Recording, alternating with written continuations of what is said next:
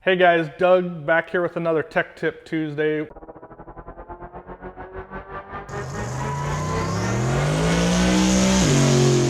We're in the Motion Raceworks R&D garage where we are building Andy's GTO. As John was mounting the coolant catch can, it kind of brought up a thought process that I've never covered this before. I've really not posted about it until yesterday. So I wanted to share it with everybody because I think everybody can benefit from it. So coolant catch can, most cars come with a little plastic reservoir, and by the time you modify your car, you usually remove that and then you put it with, usually typically like a nice aluminum one like the one we make, or tons of companies make them. The way these are built, most of them just have one port in and one port out, and then they have a little weep hole because where the coolant is coming from is coming out of the cap. So typically when pressure or water is coming out of that orifice below the cap, and it's typically built into the billet piece on the cap, or if you have a plastic radiator, it's molded in. When it's at that point it's leaving, it's pressurized because it's typically either a hot condition, maybe you went up in altitude, or you have pressure issues with a head gasket or something else. So when it's leaving, it has a lot of pressure. So we don't want to put that into a sealed can. So that's why they all have breather holes on them.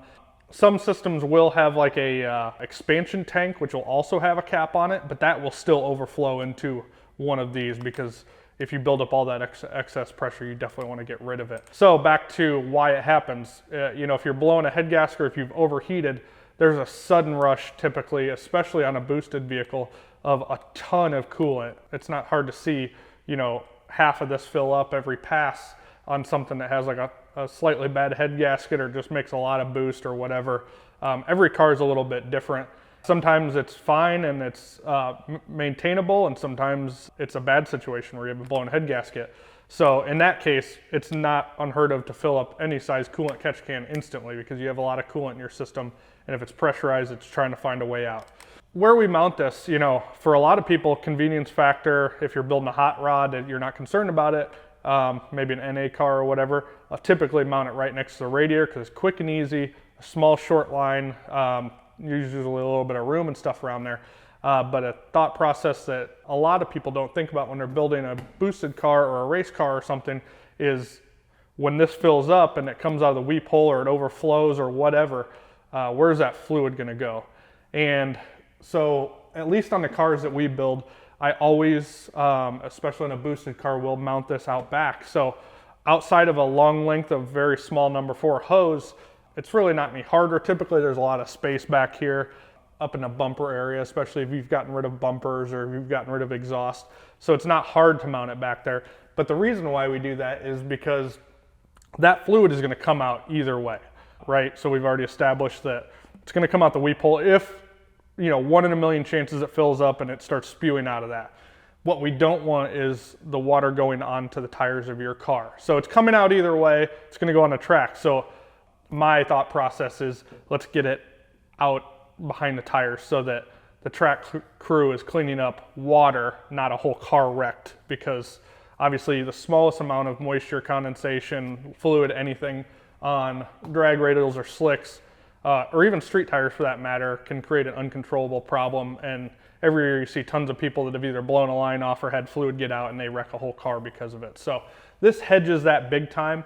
Now, I posted this yesterday on social media, and a couple people pushed back in the sense that they were like, well, if you do that, you're just leaving it for the next guy. There's a couple thought processes there, and they're not completely wrong. But like I said before, it's coming out either way. So as far as I'm concerned, I don't want to wreck the car.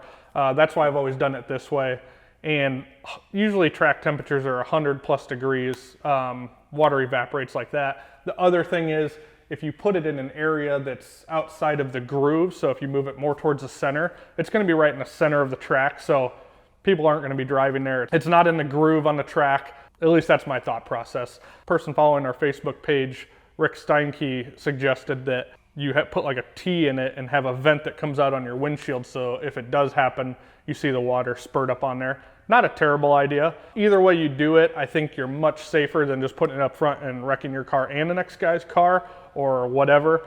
Like I said, the water dries quick, and if you have it right in the middle, I think that's just less concern than most, and it'll at least keep your car safe and keep it away from the tires of the next guy going down the track. Chances are if he's in the middle of the track, he's already in bad shape. But you always do want to care about the next guy. So my point of this video is to have a little bit of understanding and a thought process behind this rather than just mounting it anywhere. Definitely use whatever method you want to kind of hedge those types of situations. Definitely open to other people's opinions and ideas, but this works really well. And typically if you have a real bad problem, the track officials will catch it depending on what track you're at. The other nice thing about putting it back here is it's really easy to drain.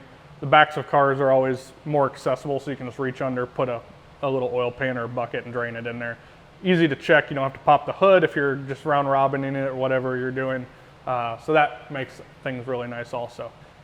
Anyways, I hope this at least brings up a relevant discussion on something that definitely needs to be talked about. If it helps one person, I think this was a successful video. As always, please be sure to share ideas in the comment section below. That's how we get concepts for the next videos, and nothing's off limits for us as far as cars concerned. So please be sure to share, and thanks for tuning in. Do not forget to hit that subscribe button. We have a lot more videos coming your way. We will see you next time.